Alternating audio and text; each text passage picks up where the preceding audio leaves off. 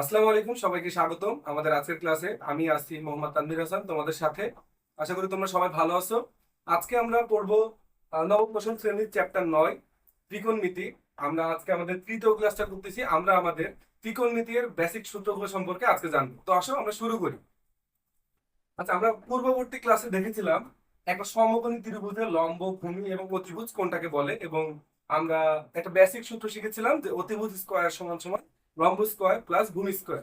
তোমাদের ভিতরে কেউ যদি পূর্ববর্তী ক্লাসগুলো দেখে না থাকো তাহলে আমাদের ইউটিউব প্লেলিস্ট থেকে দেখে আসতে পারো, অথবা ফেসবুকে আমাদের পেজ থেকে নিচের ভিডিওগুলো স্ক্রল করে দেখে আসতে পারো। তো আমরা আজকে যে নতুন বিষয়গুলো শিখবো, ত্রিকোণমিতিতে আমরা কয়েকটা নতুন বিষয় সম্পর্কে জানবো। আমাদেরকে 6টা নতুন টার্ম সম্পর্কে জানতে হবে: সাইন, কস, ট্যান, কট, সেক, কোসেক। আচ্ছা, আরো একটা বিষয় হচ্ছে, আমরা গতদিনের ক্লাসে দেখছিলাম যে আমাদের এই যে একটা কোণকে আমরা ধরে নিই, এই কোণটাকে এখন থেকে আমরা থেটা বলে ডাকবো। কি বলে ডাকবো?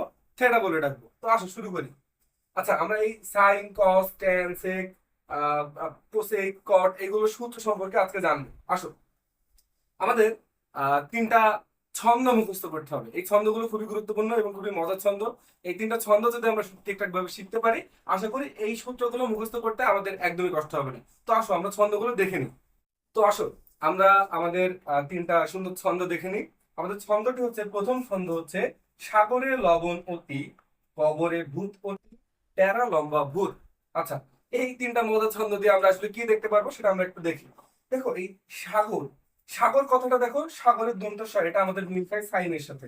তাহলে এটা আমাদের এই যে এক নাম্বার, যদি আমরা এটাকে ধরে নিই, এটা যদি আমরা এক নাম্বার ধরে নিই তাহলে দেখো একের সাথে মিল। আচ্ছা, পরেরটা আছে কবর, কবরেরটা কটা আমাদের কজের সাথে যায়, তাহলে এটা আমরা দুই নাম্বারের সাথে ধরে নিই। এবং টেরা, টেরার টটা দেখো টেরের সাথে যায়, তাহলে আমরা তিন নাম্বারের সাথে ধরে নিলাম। ওকে, দেখো প্রথম ছন্দে কি আছে? সাগরে লম্ব অতি। সাগরের লম্ব, লম্ব সরি সাগরের লবণ অতি, লবণটা আমরা লম্বের সাথে তুলনা করতে পারি। তাহলে আমরা সাইনের সূত্র, সাগর যেহেতু সাইনের সূত্রকে মিল করতেছে, তাহলে আমরা সাগরের লবণ অতি, এই লবণটা মানে আমরা লিখবো লম্ব। আচ্ছা, আর কি আছে? লম্ব, লবণ, অতি। এই অতিটাকে আমরা লিখবো নিচে। আর আমরা কিন্তু জানি অতি মানে আসলে মূলত অতিভুজ। আমরা একটু পড়ার সুবিধার্থে সময় বাঁচানোর জন্য অতিভুজকে ছোট করে অতি লিখি। আচ্ছা, পরবর্তী দুই নাম্বারটা দেখি। দুই নাম্বারে আছে আমাদের হচ্ছে কজের সূত্র, কারণ কজের এই কবরটা আসলে কজের সাথে মিল যায়। আচ্ছা দেখি তো, এটা ছন্দ কি আছে আমাদের? কবরে ভূত অতি। আচ্ছা, ভূত মানে কিন্তু ভূমির সাথে মিল যায় আমাদের। তাহলে আমরা লিখবো কস থিটা সমান সমান হচ্ছে ভূমি। আর নিচে পাশে আছে কি? অতি, অতি মানে হচ্ছে আমাদের অতিভুজ, এটা আমরা নিচে ভাগ করে লিখবো। আচ্ছা, আমাদের তিন নাম্বারটা আছে ট্যান নিয়ে। টেরা লম্বা ভূত, লম্বা মানে লম্বর সাথে মিল যায়, এবং ভূত মানে হচ্ছে ভূমি, তাহলে আমি লিখবো লম্ব বাই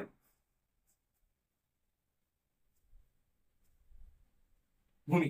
আচ্ছা, তাহলে একটা জিনিস দেখো, আমরা সাইন থিটা সমান পেলাম লম্ব ভাগ অতিভুজ, কস থিটা সমান পেলাম ভূমি বাই অতিভুজ, ট্যান থিটা সমান সমান পেলাম আমরা লম্ব ভাগ অতিভুজ। এবং একটা জিনিস আমাদেরকে মনে রাখতে হবে, এই থিটাটা মূলত আমাদের এই ধরে নেওয়া কোণটাকে মিন করে বা নির্দেশ করে।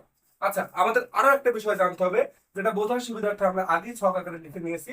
আমাদের সাইনের অপোজিট মানটা আমরা পাই হচ্ছে কোসেকে, কজের অপোজিট মানটা পাই আমরা হচ্ছে সেকে, এবং ট্যানের অপোজিট মানটা পাই আমরা হচ্ছে কটে।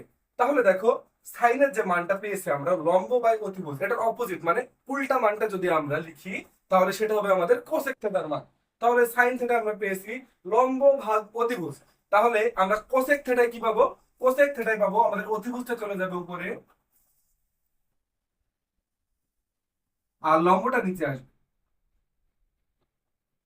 একইভাবে দেখো, কজের উল্টা হচ্ছে সেক, তাহলে আমরা সেক থিটা সমান পেয়েছিলাম ভূমি ভাগ অতিভুজ। এখন এটা উল্টাইলে হবে অতিভুজ ভাগ ভূমি।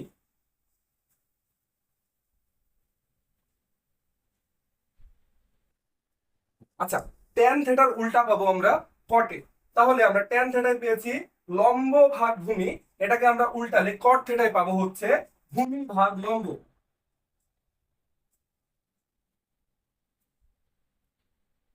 দেখো, এই যে আমরা খুব সহজে তিনটা ছন্দকে কাজে লাগিয়ে এই যে সাইন, কস, ট্যান, কোসেক, সেক, কট, এই সবগুলোর সূত্র আমরা জানতে পেরে গেলাম।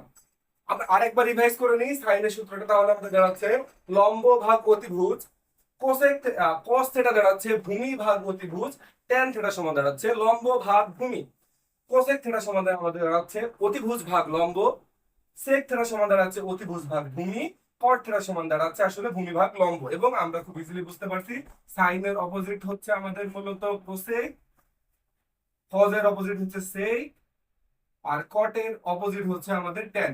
এবং একইভাবে দেখো কটের মানটার উল্টা যদি আমরা লিখি ট্যানের মান, দেখো কটের লম্বাটা উপরে যাচ্ছে, ভূমিটা নিচে আসছে, এটাও সেম এটাও সেম।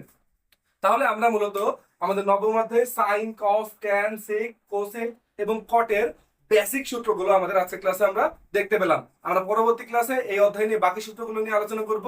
আশা করি তোমরা সবাই ভালো থাকবে। কোনো সমস্যা হলে আমাদেরকে অবশ্যই কমেন্ট সেকশনে জানাবে। আজকের মতো এই পর্যন্ত, আল্লাহ হাফেজ।